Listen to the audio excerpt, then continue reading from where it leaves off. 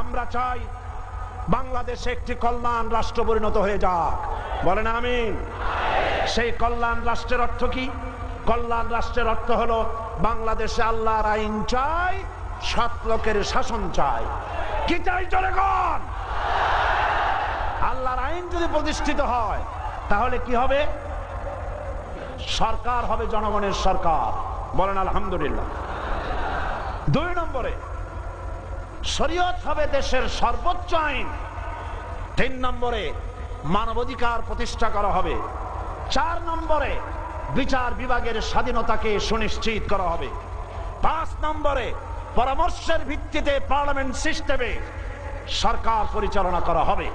এমন একটি রাষ্ট্র যার আইনের উৎস হবে কোরআন। আইনের উৎস হবে কি?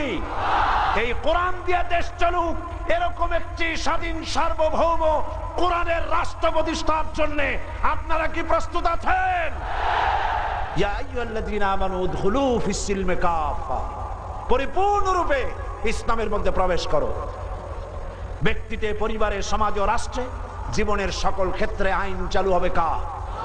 সে আইন প্রতিষ্ঠা করার জন্য যদি রক্ত দেওয়া লাগে দিতে প্রস্তুত আছেন?